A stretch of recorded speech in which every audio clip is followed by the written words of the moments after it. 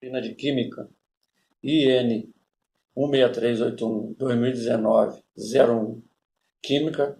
Meu nome é José Ricardo Lopes de Oliveira Guedes. Minha matrícula é 5804232. Sou cursando Engenharia de Produção no campus de Valença, RJ. Vou falar sobre soluções, que é a matéria 6 de Química, falando sobre soluções no AVA. Soluções são formadas quando uma substância se dispersa uniformemente em outra. A interação de atração das moléculas de solvente com o soluto é chamada de solvatação. Quando o solvente é a água, a interação é chamada de hidratação.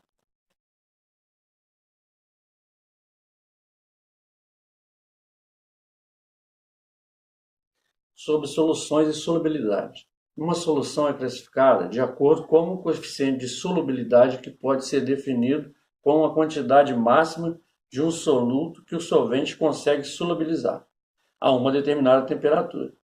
Se a solução atende à quantidade de soluto do coeficiente de solubilidade, ela é classificada como saturada.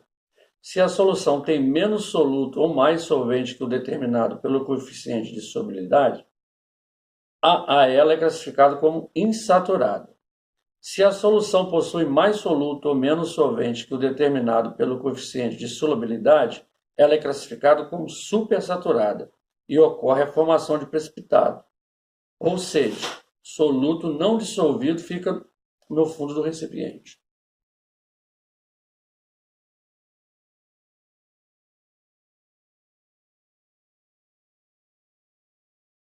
Aspectos que influenciam na solubilidade. São 4 os aspectos. O primeiro é a interação soluto-solvente. Quanto mais fortes forem as interações entre as moléculas de soluto e solvente, maior é a solubilidade. O que define essas interações é a polaridade do soluto-solvente. Solutos polares solubilizam mais em solventes apolares. Solutos apolares solubilizam mais em solventes apolares, ou seja, semelhante dissolve semelhante. O segundo aspecto é a pressão. Quando um soluto é um gás, o aumento de pressão provoca o aumento da solubilidade desse gás no solvente, segundo a lei de Henry. O terceiro aspecto é a temperatura. Na maioria dos casos, quanto maior a temperatura, maior a solubilidade do soluto no solvente. É importante observar para os solutos gasosos, o aumento da temperatura diminui na sua solubilidade.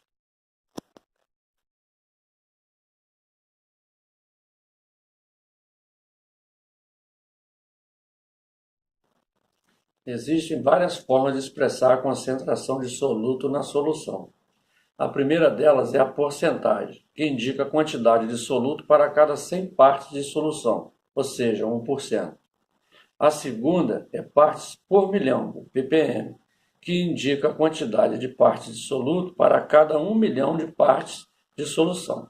A terceira é partes por bilhão, ppb, parecida com a ppm, mas indica o número de partes de solutos para cada 1 bilhão de partes de solução. A quarta é a fração molar, que indica o número de mols de soluto para a quantidade total de mols na solução. A quinta é a concentração em mols, ou molaridade, que indica o número de mols de soluto em determinado volume da solução. A sexta é a molaridade, que indica o número de mols de soluto por quilo de solvente. E, por fim, temos a normalidade, que indica o número de equivalentes gramas de soluto em determinado volume de solução.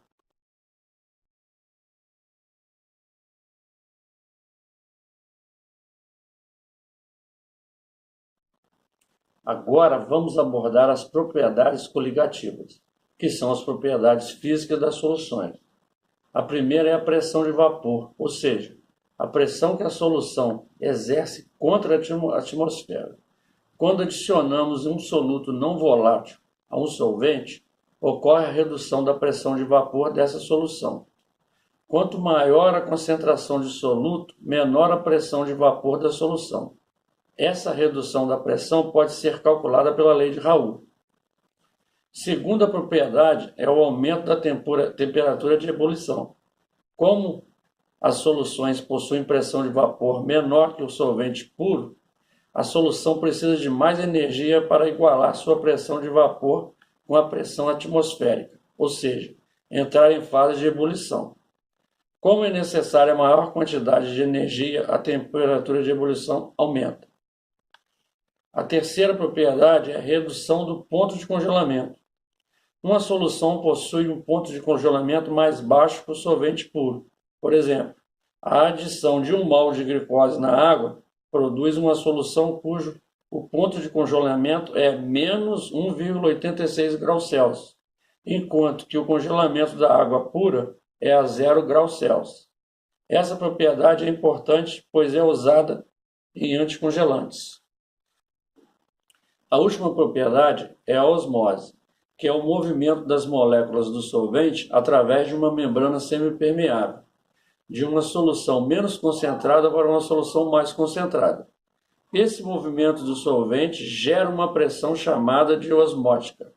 Essa propriedade é muito importante em sistemas biológicos, para a regulação de concentração de solutos nas células.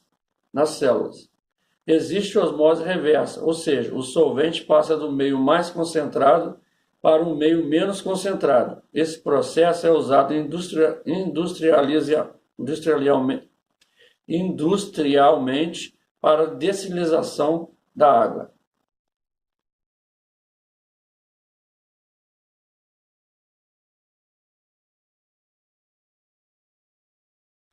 Por fim, vamos abordar os colóides, que são formados através da presença de partículas grandes na escala molecular, mas ainda pequenas o suficiente para permanecerem suspensas nos solventes de forma indefinida.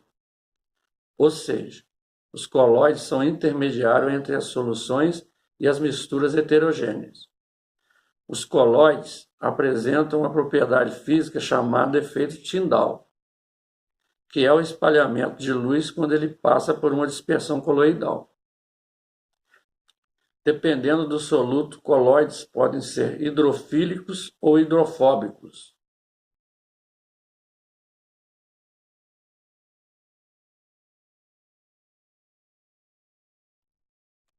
Sobre a questão 1 do exercício.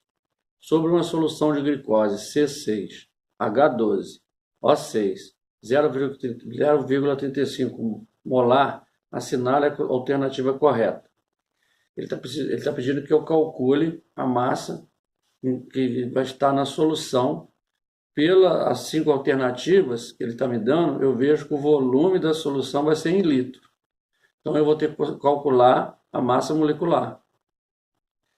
Partindo para calcular a massa molecular, eu sei pela tabela periódica que o carbono tem massa 12 e número de átomos 6, que vai me dar 72.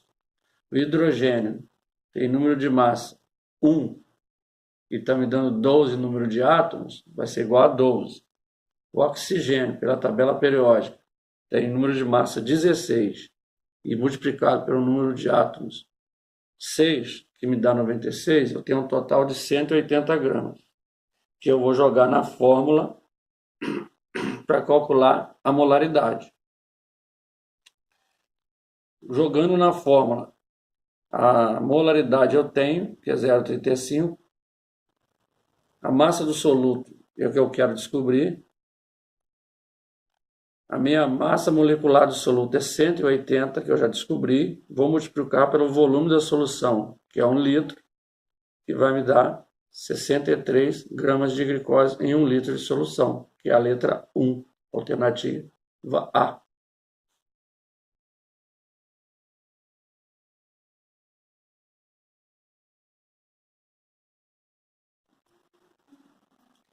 Exercício 4. Você está preparando uma solução contendo 31,65 gramas de ácido sulfúrico, H2SO4, dissolvidos em 250 ml de solução. Sabendo que o hidrogênio é 1, o enxofre é 32 e o oxigênio é 16, assinale a alternativa correta. eu vou ter que primeiro calcular o equivalente grama. Para isso, vamos ionizar o ácido sulfúrico. H2SO4 em presença de água fica 2H mais SO4 menos 2. Desta ionização, verificamos que a carga dos íons é igual a 2. Em seguida, vamos calcular a massa molecular do ácido, 98 gramas por mol.